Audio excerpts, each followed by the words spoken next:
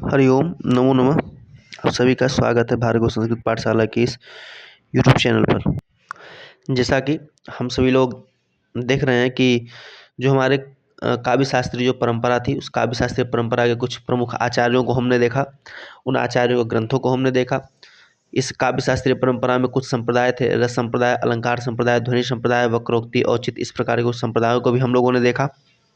ठीक है, अब आज हम लोग शुरू करते हैं अपना छोटा सा 5-2 मिनट का टॉपिक है ये, कि भारतीय काव्य शास्त्र के प्रमुख आचार्य एवं उनके ग्रंथ, कालक्रमानुसार सूची। काल के हिसाब से, कालक्रम के हिसाब से भी कभी कभी प्रश्न पूछता है, 4 ऑप्शन दे देगा और कह देगा कि इनको कालक्रम के हिसाब से लगाइए और उनके ग्रंथ क्या क्या हैं, ये सभी प्रश्न पूछ लेता है। तो उसी में हम लोग सामान्य चर्चा करते हैं। आइए शुरू करते हैं।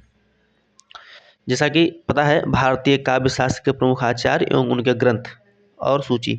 इधर आचार्यों के नाम है, ये उनका ग्रंथ है और ये समय है। तो सबसे पहले हमारे सामने भरत मुनि आते हैं। कौन आता है? भरत मुनि जी आते हैं। भरत मुनि का एक ग्रंथ है नाट्यशास्त्र। नाट्यशास्त्र में कितने अध्याय हैं? 36 अध्याय हैं। 36 अध्याय हैं नाट्यशास्त्र में। इनका समय प्रथम शती ईसा मानते हैं, ईस्वी मानते हैं। उसके बाद भामा आते हैं। भामा का काव्यालंकार है, 6ठी शताब्दी है।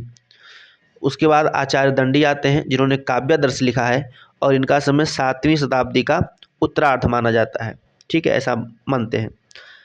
दंडी के बाद आपके आचार्य वामन आते हैं। वामन ने काव्यालंकार सूत्रवृत्ति लिखा है। ठीक है, क्या लिखा है? काव्यालंकार सूत्रवृत्ति, जो 5 परिच्छेदों में है। इनका समय 8वीं और 9वीं शताब्दी के मध्य में या बीच में माना जाता है। अगले आचार्य हमारे सामने आते हैं आचार्य आनंदवर्धन। आचार्य आनंदवर्धन, जिन्होंने ध्वन्यालोक नाम की रचना की है। ध्वन्यालोक नाम का एक पुस्तक है, उसकी रचना की है और ये ध्वनि संप्रदाय के आचार्य भी हैं। कैसे आचार्य? तो प्रतिष्ठापक आचार्य हैं। उसके बाद ये इनका समय 9वीं शती का मध्य भाग इनका समय माना जाता है। आपसे एग्जाम में देकर पूछ लेगा, मान लो इन्हीं चारों में से कोई दे दिया कि ये भरत, भामा और ये जो भामा है, ये 6ठी शताब्दी का मध्यकाल, ये यहाँ से इधर चला आया है, तो इसको यहाँ पे रखिएगा। ठीक है ना, 6ठी शताब्दी का मध्यकाल। मान लीजिए भरत मुनि, भामा हो गए, दंडी, वामन, आनंदवर्धन, इसी में से 2-4 ऑप्शन दे दिया और कहा इनको क्रम से लगाइए।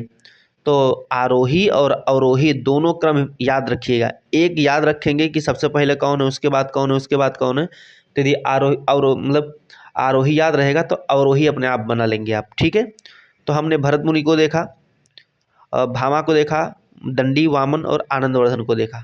अब हम आगे देखते हैं रुद्रट, आचार्य रुद्रट को। किसको देखेंगे?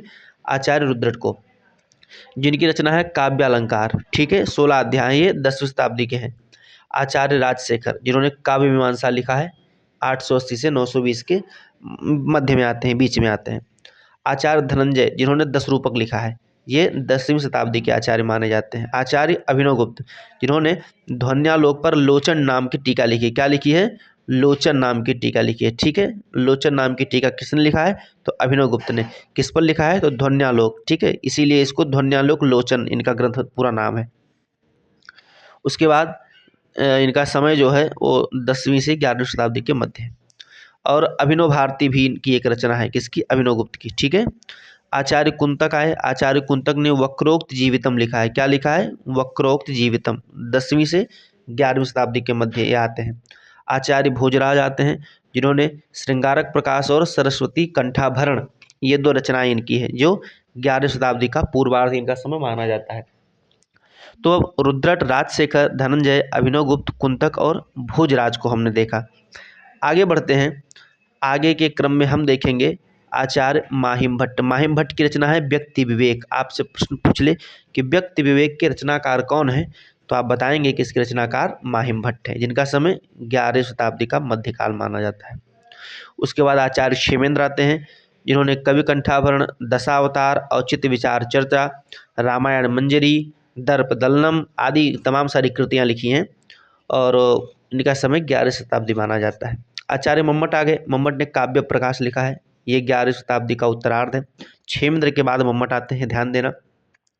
और मम्मट के बाद विश्वनाथ जी आते हैं। कभी भी मान लो प्रश्न आया, आपको नहीं ऑप्शन पता चल रहा है, तो मम्मट और विश्वनाथ दोनों हैं, तो ऑप्शन में देखना कि मम्मट के बाद विश्वनाथ जी आएंगे। ठीक है, तो मम्मट ने काव्य प्रकाश लिखा है। जयदेव की रचना चंद्रालोक है। और उसके बाद आचार्य विश्वनाथ जी आते हैं। आचार्य विश्वनाथ ने साहित्य दर्पण लिखा है जो 14वीं शताब्दी का है। और सबसे लास्ट की परंपरा में, सबसे अंतिम परंपरा में आएंगे कौन? आचार्य जगन्नाथ। कौन आएगा? आचार्य जगन्नाथ जी आते हैं, जिन्होंने रसगंगाधर और चित्र मीमांसा खंडन ये इन्होंने लिखा है। 17वीं शताब्दी के आचार्य हैं ये। सबसे लास्ट में जगन्नाथ जी आएंगे। ठीक है, जगन्नाथ के पहले विश्वनाथ जी आएंगे। ऐसे इनके बीच में भी कई आचार्य हैं, लेकिन जो आपके सिलेबस में लगे हैं मैं उन्हीं आचार्यों को लेकर आया हूँ। ठीक है, तो हम लोगों ने आज इतना देखा। अगले लेक्चर में हम लोग अलंकार शुरू करेंगे, अलंकार पर हम लोग चर्चा करेंगे। ठीक है, आज के लिए इतना ही। मिलते हैं। नमो नमः।